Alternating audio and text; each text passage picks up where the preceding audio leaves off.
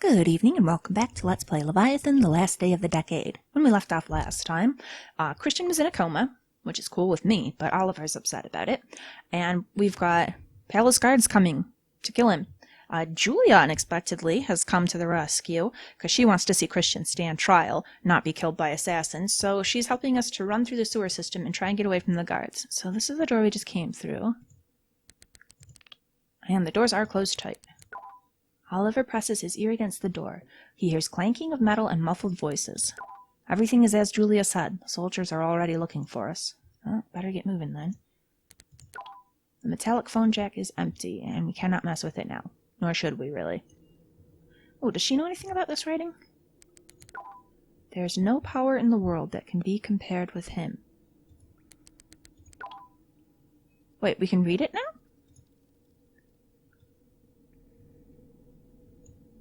What's this one?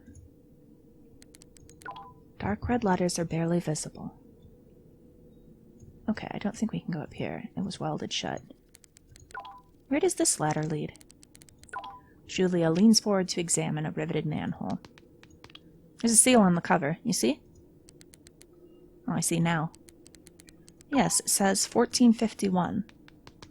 These passages are very old, Oliver. I'm not sure if this is true, but I've heard some of them lead to the Plague King's chambers.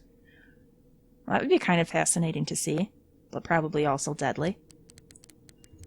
Is that why they're closed? I guess so. Well, makes sense.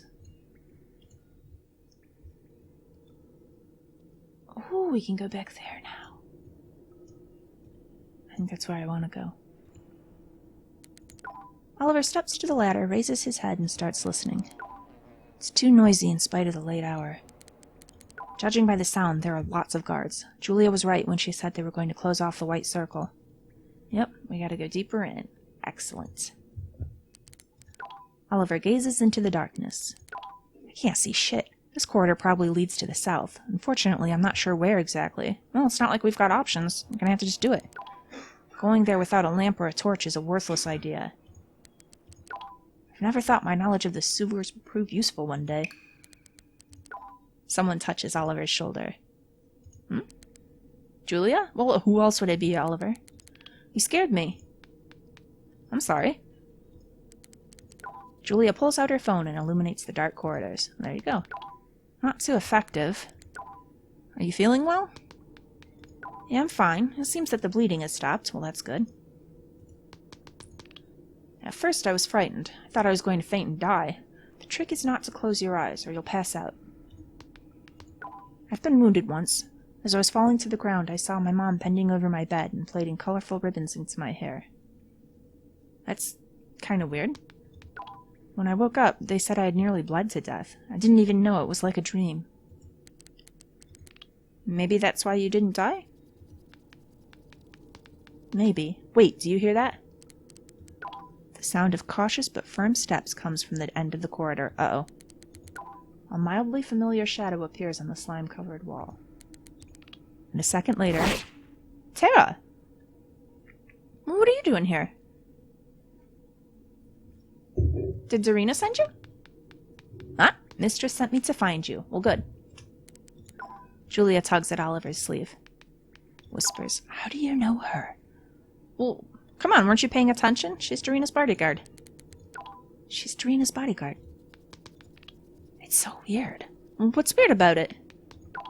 People like her usually don't mess with the nobles. They don't mess with anyone for the most part. Well, she's some kind of mercenary. She's for hire, so... Tara coughs quietly, trying to draw their attention. I'll lead you to a safe place. Just be quick, we can't stay here. I saw guards in the tunnels. Ugh. We can't go right now. There's someone else with us, but he's unconscious. Well, Tara looks like she's pretty awesome. Maybe she can just hoist him up in a fireman's carry and we can get going. It's difficult to see Tara's expression behind the mask, but she doesn't seem to be happy. Unconscious?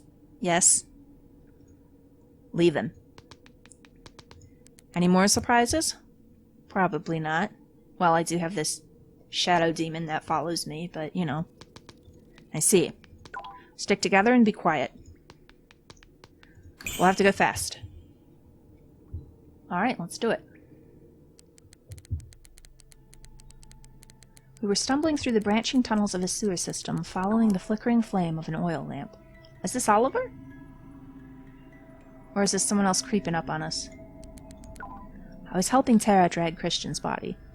We're just dragging him through the sewers. Well, good. He's a piece of crap.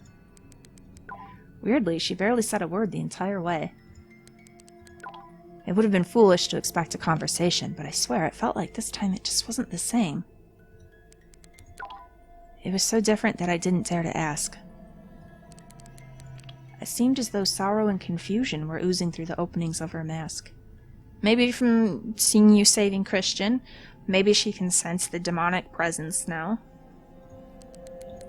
The more clearly I saw it, the more I realized that she was not going to discuss her worries with me.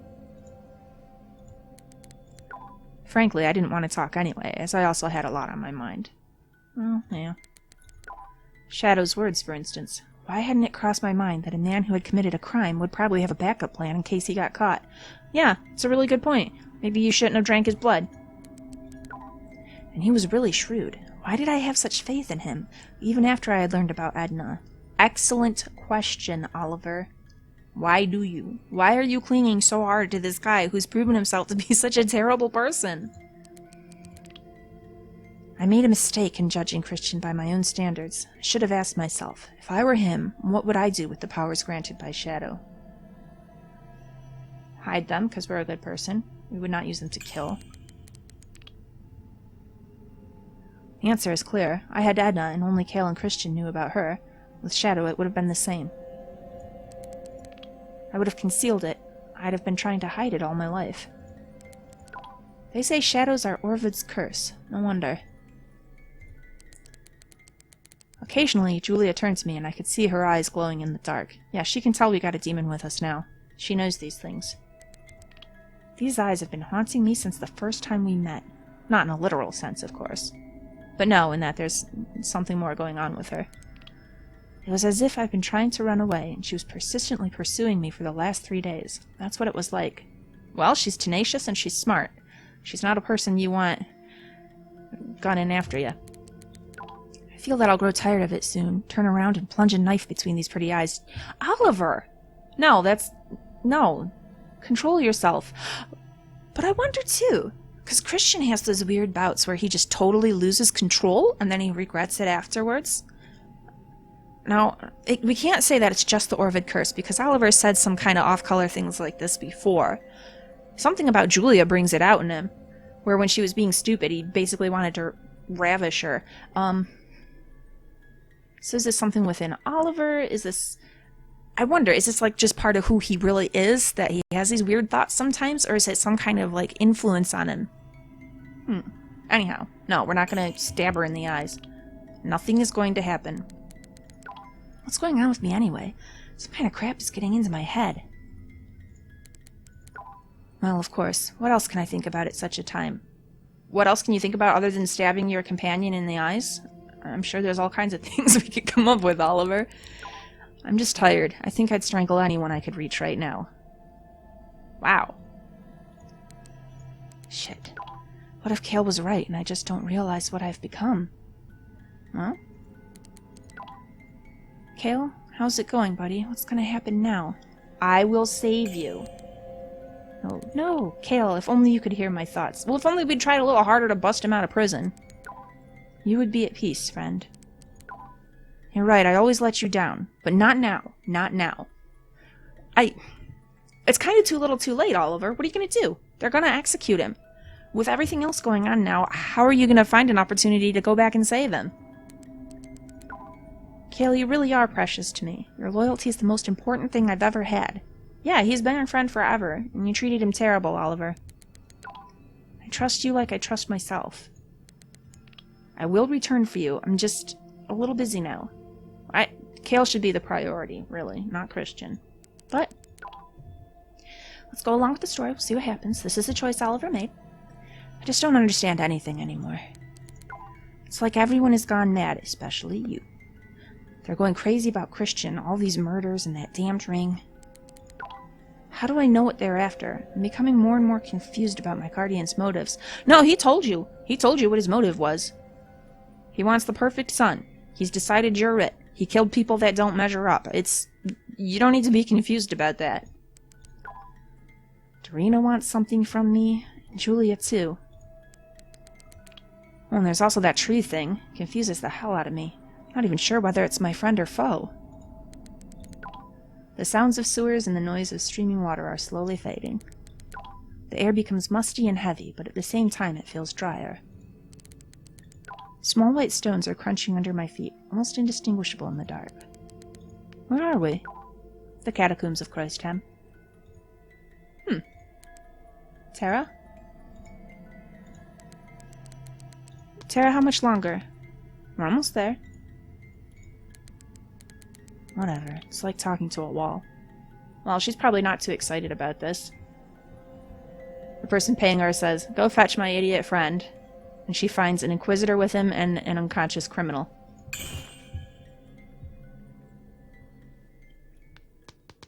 Here we are. Oliver and Tara put Kristian's body on the ground. This place reminds me of Kroistham sewers. Everything seems to be ancient and decrepit. Mistress. Oh, is that... No, wait, who is this? That's not... It looks almost like Darina, except the hair is vastly different. Oh, here's Oliver. That's Darina? Wow, Darina. Bold new look. Darina? Darina Lautner smiles faintly. Don't glare at me like that. Darina notices Julia. What is she doing here? Well, what do we want to do here? Look at Darina? Look at Julia? We could explain it, but no, we're going to look a little more at her. I want to ask her about the new look. Oliver looks at Darina. Darina doesn't look like herself without her mane of white hair. Well, we've seen her bald before. 10 years ago.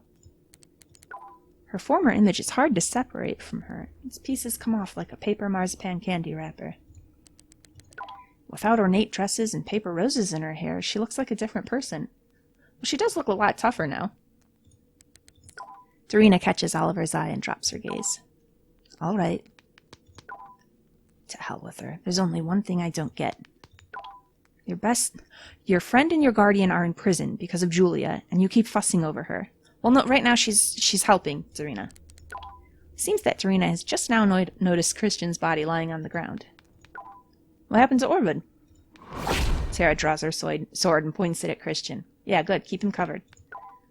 Stand back. 2 steps back. Everyone. 2 steps back. Tara, what's going on? Nods at Oliver. You. To Darina. Mistress, give Bertrand some bandages. Tara, what's going on here? I'll make sure nothing happens, mistress. It's just that you always have to be on your toes with orphids, especially when they can't control their dark nature. Oh, she knows something about this. And really, we should be trusting her because she's right. To Oliver, bandage his entire body, especially his arms, head, and neck. All the uncovered parts. We're safe until he starts casting his true shadow. Oh. Orvid is no longer a threat. You're wrong about that, Julia. Do as you wish, Oliver, but I'm going to put my cards on the table. Kristian conducted a ritual and passed shadow onto Bertrand. That's why I put a Kodomo Tachi on him. Are you sure it's functioning properly? Darina listens carefully while holding her sword's hilt. She's not in a hurry to draw the weapon, though. Tara thinks this over for a second. He is here because of your request, Bertrand. That's why you are going to put the bandages on him. She's not taking any chances. Good. Oliver, don't. Why not? We're going to need these bandages later. I ask you not to waste them on some stupid superstition, please. It's not a superstition. An armored corpse surely knows best. Well, we're siding with Tara here. And put away your damn sword, or I swear the next Kodomo Tachi will be for you. You have no right to boss around my bodyguard. I have the right as a member of the Bureau. Let's not fight about this right now. I'm on duty, and it's my clear obligation to keep order, even here. You can put away your sword, Tara. Tara sheathed her sword. Yes, mistress. To Julia, we've got bandages in our duffel bag. Go ahead and put them on your wounds. Well, thank you. That's good. We should still wrap up Kristian. I think that's a good idea. Just in case. One last thing. Stay out of my way. I'll decide for myself what to do. Yeah, take that, Julia. I mean, I like Julia, but yeah, bandaging's a good idea here. Hey! Oh, Quinsea. So nice to see you. Hi, Oliver, notices Julia. Oh, you're here too. Darina, but she... Darina shrugs helplessly. Wow, is this Kristian Orvud? It is. I've only seen him from a distance before. He's kind of small. Enough. Go ahead and tell us about your trip. What's the situation upstairs? Oh, so he's helping us out now, eh? The Bureau is combing through the center again. They even have troops out there. They're on every corner, inspecting carriages, bags, stopping everyone. Also, there's some weird shit happening. They're stacking corpses on top of each other. Some of the bodies are being marked, but mostly they just put them in carts. Then they drive these carts to the river and load the bodies onto barges. You can smell the effluvia of dead flesh everywhere. Cistercia, the White Circle, Weskin, the Academy.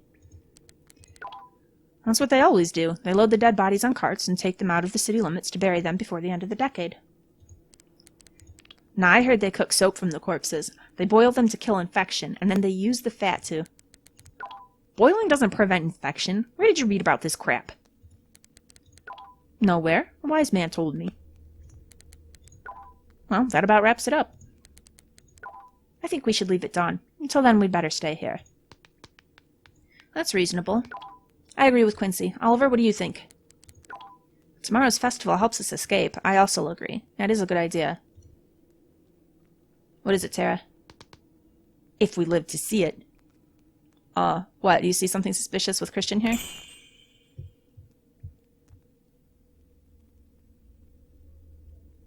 Oh, we can talk to everybody. Anything on the sides? Nope. Alright, well first, we're going to talk to you, Quinsea, because you're an interesting fella. Quincy's obviously not in the mood for talking. Or not. He nods at Oliver and continues staring at the floor, thinking about something. Alright, will you try... Well, let's talk to Darina. I want to talk to Tara, because she's an interesting character, but... Darina? There. Darina pushes her hood back and smiles faintly at Oliver. She looks worn out and exhausted. I really do want to know about the hair, but we'll kind of catch it the roundabout way. What's in the bag? You never seem to part with your bag. What's in there? Darina holds the bag close to her hip. Something very important. Well, that's vague. What is it? Lautner's documents, bills, papers, vassal charts of the minor families, mortgages. Darina notices that Quinsea is approaching and goes silent. She doesn't want him to hear about it. What are you twaddling about? None of your business. You're discussing business. It doesn't concern peasants. Oh. Okay, so she's not actually getting along with him. I think he's still just kind of stuck working for her. Alright, what next? About the shadow. What do you think about my shadow? And what's she supposed to think, Oliver? When Tara brought you here, I was watching you closely. Your behavior, words, and actions. One or the other. Either you are very strong of heart, or you don't fully understand what has happened to you. Probably the latter. You asked what I think about your shadow? Well, I think that you must learn to live with it. Yeah, 'cause what else are we going to do? Take my words seriously. Darina puts her hand on the back of her head pensively. Since your hand's up there, what happened with your hair? What's wrong with your hair? Oliver, that's not the way to ask. You could be tactful, like, oh, interesting new hairdo, what's that about? But no, what's wrong with your hair? I haven't had my own hair for a long time. Really? Oh, wait. It was a wig. I've been wearing it since I was a child. Do you remember the day when I... Yeah, when you had to get it shaved, I remember. Her hat. Let me guess, you're thinking about my ugly hat, right? Yeah. Of course, I often think about it myself. Dad... Darina's expression changes suddenly and she breathes in loudly. Shakily. He was furious. He told the guards to whip the servants when I told him about the lice. I lied to him. I woke up that day and my pillow was covered in hair. And you skipped school? Well, of course. I cried all morning, and in the evening Father took me to the capital, and we bought the best wig they had. I was waiting for my hair to start growing again. But it never happened. What made it fall out in the first place, then? Do you know what caused it? I learned about it later. Courtnix called me soon after it happened. Father swears he didn't tell him.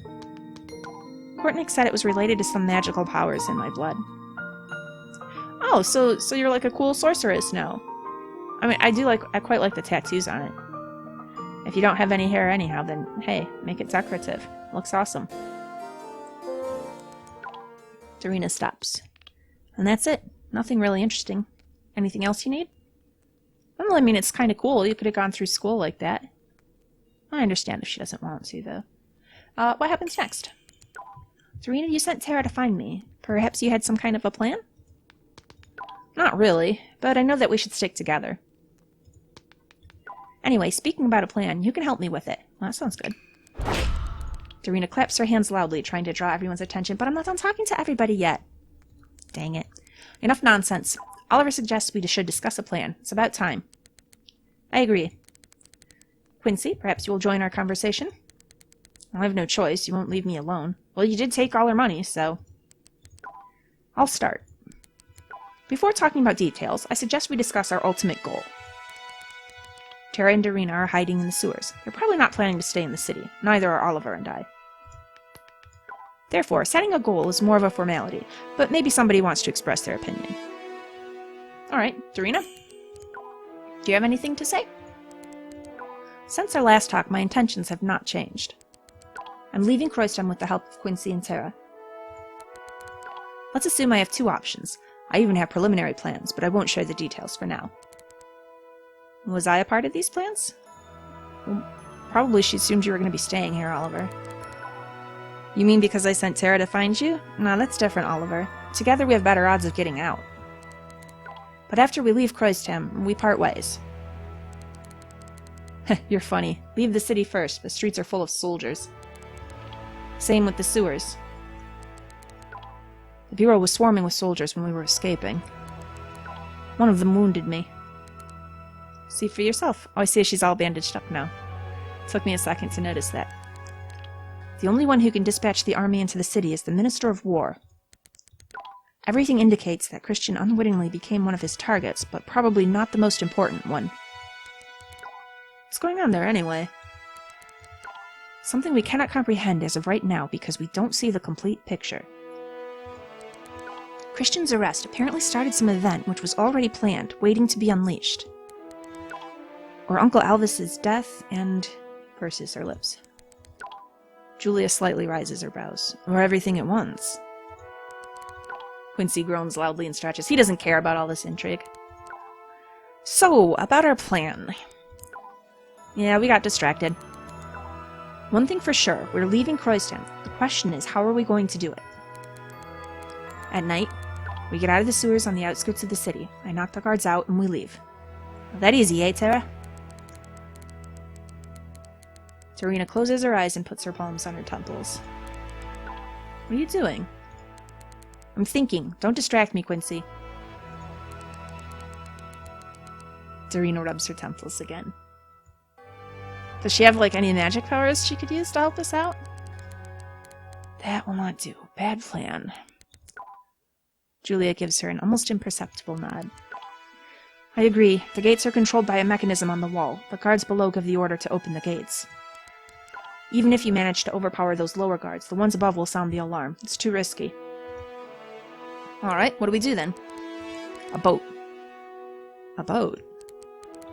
We'll sail out of Kroistham. There are plenty of canals which can lead us out of the city. Yeah, some are guarded, others are gated with iron bars. What exactly are you going to do? Ooze through them? This plan is weak.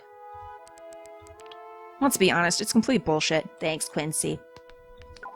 When I was upstairs, I saw what happens on the canals. As soon as they see our boat, they'll ask us to stop. There are barges full of dead bodies everywhere. Then we can hide in the barges. barges. I mean, it's really gross, but if we stack ourselves in with the dead bodies... If we were able to get on board a barge, we'd be killing 2 birds with 1 stone. Explain yourself. We'll get on, hide among the dead bodies, and the barge will take us out of the city. I mean, it's gross. It really is, guys, but I think this is probably a good shot. That should work.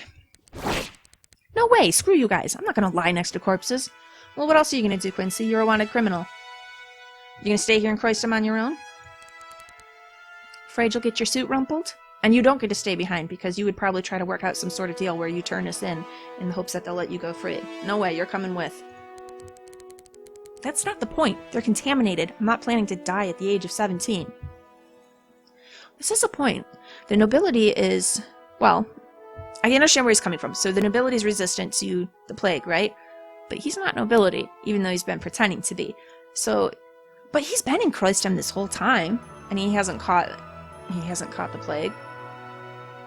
Plus, he's a swindler, so he's just gotta take the risk. Deal with it. So, you're 17? Oh, great. Last thing I need is a teenager. Well, how old are you, Darina? Tara touches Darina's shoulder. Quietly. Mistress, we hide on the barge loaded with dead bodies and get out of the city. What do you think? Can we make it? Darina puts her hands to her head and falls into contemplation. I think it's a good plan. What's wrong with her? I've never seen her like this before. Maybe we don't know her as well as we thought. I mean, we didn't know about the wig this whole time, so... I'm not sure if this is good enough.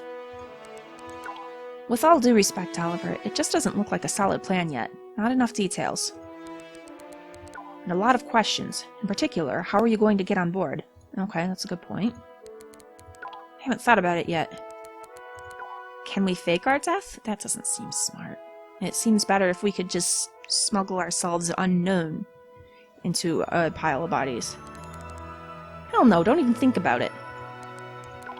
Well, we've got to come up with another plan. Or just keep thinking. Yeah, right. You're the only one who's capable of it. You and your bickering. By the way, someone has to load dead bodies on the barges. I doubt that nobles... Julia snaps her fingers. The overseers. As far as I know, the task of cleaning the city of corpses is assigned to the overseers. And we've talked to some of them when we've been, going through the subway. Alright, those guys with kettles on their heads. The kettle on your head will help you avoid infection, Quinsea. Yeah, you're gonna dress up like an overseer. You're the one who's so good at pretending to be other people. It will also conceal your face. This is starting to sound good. You're probably the only one who feels that way. Where are you going to get overseer uniforms? I'm not sure yet. Of course you're not sure. We're only good at talking. When it's time for action, you're good for nothing. Oh, she's been useful, Darina. I know you don't like her, but... Everyone falls quiet. I do not want to use the shadow. Probably that's the best option, but I don't want to. Steal and rob are basically the same. Let's try to steal one. Is it possible to steal some uniforms? Julia shakes her head. First, we don't know where they keep them. No, we've got an idea. Near the academy, there was a door that we couldn't open before, and it smelled like subway stuff, and we said something about, like, maybe they keep, like, the uniforms or whatever there. I don't think we specifically said uniforms, but something like supplies or guardhouse or whatever. Second, we don't know how well they're guarding them. Last but not least, I doubt we can find even one available uniform. This is true, it's the last day of the decade. Like, every overseer is going to be out and about, shoveling all the bodies out. Why? They have to pull out tons of dead bodies from tiny tunnels and alleys. There are enough overseers, not enough uniforms, though. Okay. Rob one? What if we just go and rob some overseers of their uniforms? It's kind of crappy, but... Yes, I agree. If they have what we need, why not? Because it's a crappy thing to do, but... Julia chuckles. Let me tell you how the overseers do their job. They never go alone, and they're always armed. And I'm not talking about batons and whips. If you want to end up with a huge harpoon in your chest, be my guest. Harpoons? Who are they hunting with harpoons in the tunnels? Not people. There's horrible monsters in there, that guy told us. Who are they hunting? Are you kidding me? Alright, it's gonna have to be my freaking shadow. We could use my shadow. The overseers will not be able to overcome it. Huh? Shadow? Am I missing something? Yeah, but I don't really feel inclined to tell you. The demonic shadow, Quinsea, just like Orvid's. What? Hold on, I don't get it. He's not your relative, right? What's this shadow nonsense? It's a long story. And we don't have time for it now. Darina puts her hands to her temples. Not a good plan. Will you explain yourself or not? It's just a bad plan. Trust me. Can she... What, can she, like, get glimpses of the future? I'm done with this. All I hear is, bad plan, bad plan. Wouldn't even bother to try something, but we're quick to discard any idea not approved by our blonde, excuse me, bald lady. I've yet to hear any idea out of you, but my ears are bleeding from your squeaky no. Julia, don't tell me to shut up. Enough. I tried ignoring her insults and quibbles. I won't keep quiet about it anymore. Ladies, you have got to just work this out. We need to work together if we're going to get out of the city. Darina's mouth tightens. Hesitantly. You don't understand. We really shouldn't. Why is that? Ah, yes. Not enough details. I'll give you the details. Oliver's power is being suppressed by a Kodomotachi. We'll go back to the bureau to get the key, and I'll unlock this thing. How are you going to get back to the bureau? Darina's hands are pressing her temples and shaking. You will die if you go to the bureau. Yep, she's seeing the future. Julia thinks it over for a second. Ooh, with her glowy eyes. I guess you're right about that.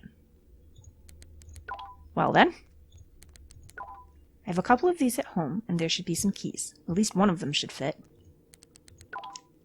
Alright, Darina's checking things out again. Oliver will get us the overseer's uniforms. Alright, how am I going to do it?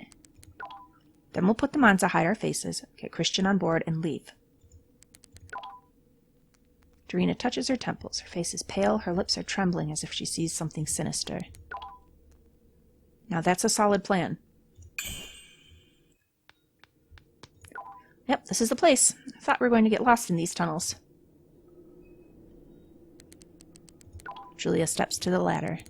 She raises her head and listens to the sounds of the city. There are soldiers there. Let's wait for them to leave. Will they leave? Sit down for a moment. Julia picks up the tails of her uniform and sits against the wall. Sit with her? Sit alone? We can sit with her. Let's chat with her. Oliver sits next to Julia. Julia stares at Oliver's face as if she's hoping to see something. What are you looking for? Look, imagine that you managed to get Kristian out of the city. And take him to some old empty house far from the capital, where no one can find you. What would you do next? Kill him. Yeah, I would kill him. He's a horrible, horrible person. Then why can't you let him die behind the bars around the block? Excellent question. You seek vengeance, not justice. You mean true justice exists only in courts?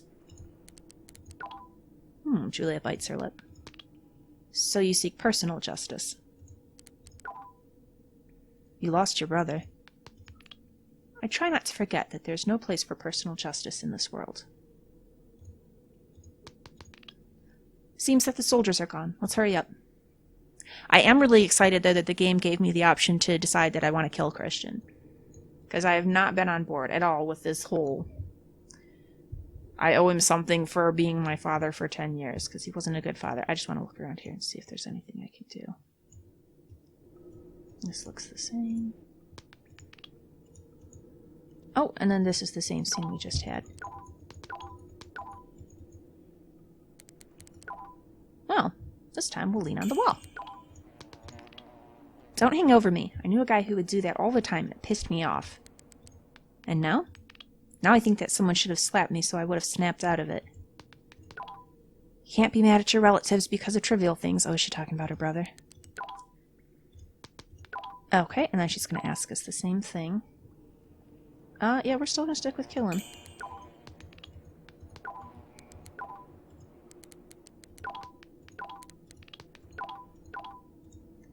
Alright. Let's go up here.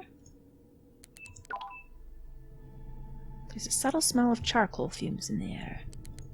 The night sky is obscured by a strange fog. Oliver looks closer and realizes that it's actually ash swirling in the air. Oh, from burned bodies and stuff?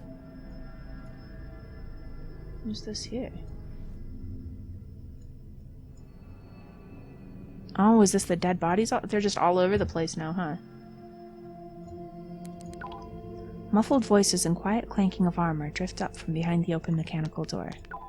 Do you hear that? They're there. Let's go or they're going to find us. Okay. Let's go this way. A thick cloud of stench from piles of dead bodies hangs over the white circle. The waterfront is littered with gruesome human remains. All the doors are open. The overseers are using their hooks to drag swollen, decomposed bodies from the houses. Yikes. We're almost there. Julia takes Oliver's hand, and they slip past the city guards into an inconspicuous alley. Don't trample on my carpet. I'm not a fan of cleaning my room. Better to keep it tidy in the first place. It's a nice little room she's got. Is it even possible? Why don't you hire a maid? No way. I keep important papers from the bureau here. Julia goes to the kitchen. Care for a drink? I've got rum and... just rum. A lot of rum, though. No thanks. Sit down for a moment. I'll look for the keys to this thing. Julia appears briefly in the corridor and disappears once again into the depths of her apartment. Oliver walks into the room, sits on the red couch, and looks around. This is quite a nice room. Alright, what do we got here? A small, non-functioning alarm clock. It stopped at 2:11. That's interesting. The clock makes this apartment seem to be more desolate. I wonder how our old mansion is holding up. What's inside the house? Are my huge bed and Ginny's tiny bath still intact? If I ever enter my old house again, what will I find there? What? She's back already? I still got things to look at, Julia. Julia walks into the room. She's holding a flat iron key. The clock is broken. I can't even remember when it happened. I tried fixing it, but only made it worse. It lost a flywheel. It's going to stay this way forever. What, is there no, clockmaker in town you could take it to? This is probably the right key. I need a bit of time to prepare. You'll need much more than a bit. Tell me, do you know what awaits you there? Not really. Can't be certain. One thing for sure, you'll meet him there. You may think he acted this way because he's your loving stepfather, but there's probably still some room for cold calculation on his part. I'm what connects him with all these murders. Yep. All over. If he gets rid of me, Judge won't find the main clue. Can't believe Kristian treated me like that. What if there was no plan? And if there was one, you think this man is incapable of trickery? I think the Shadow's absolutely right here. He said something like Kristian was using you. Julia's lost in thought. The Shadow's trying to convince you that you and your guardian are enemies. It's part of his plan. The less you follow it, the more chances you have. But Kristian is my enemy. He's a bad guy. Unless, of course, he tries to seek a violent solution and simply kills you. That's also a possibility. That's wonderful. We cannot do this without the Shadow, though. Julia's face grows darker. She turns her eyes away. I know. That's why I want you to be on your guard when you meet him. No matter what he says, listen carefully. I'll give you this bell. When it's time to get you out, give me a signal. Julia touches Oliver's wrist unexpectedly. Her thin fingers grip it firmly. Can we get started? If you're ready. Not quite yet. No, I'm not ready yet. I need more time, you know. I know. Take your time. Excellent. So we can still look around the room. What do we got here? Antique silver mirror. You can tell Julia doesn't use it too often. Her dressing table is empty, and there are circles on its dusty surface where there were perfume bottles. There are a few notes on the upper side of the mirror. Her handwriting is pretty neat, with huge capital letters. It's like she's trying to decorate her mirror with these notes. Ooh, what's going on here? Oliver examines a detailed chart pinned to the wall. Short lines. The words Terence Otto caught my eye instantly. Kraftberg seems to be written below. These are the 6 kids killed by Kristian. I'm not quite sure how, but Julia was able to find the link between their deaths. Their names are connected by red threads. If there's a trial, she can definitely prove that these killings are related. There's another chart under the one with the details of Orvid's investigation. 4 notebook sheets glued to each other are covered with a smooth handwriting. The name Mitchell is mentioned frequently. Uh-oh.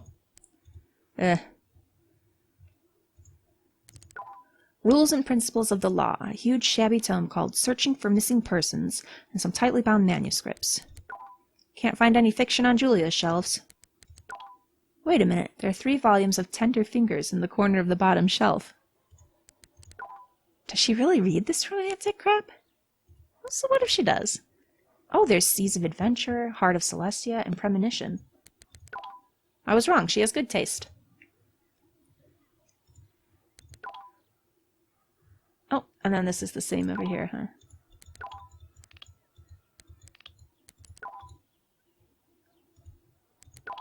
A cherrywood bed covered with layers of red-brown varnish. It's a very fancy bed. Alright, what's in our inventory right now? Still nothing useful, and we can't call anybody. Ugh. Okay, so... yeah, looks like it's time to talk to her and go meet our shadow. But I'm going to go ahead and wind the episode down here. Please like and subscribe if you've enjoyed this. Come back next time. We'll talk to Julia. We'll have a conversation with the shadow. I feel like the shadow is probably trying to trick us. But at the same time, Kristian's not a good guy either. So we're just kind of surrounded by enemies here.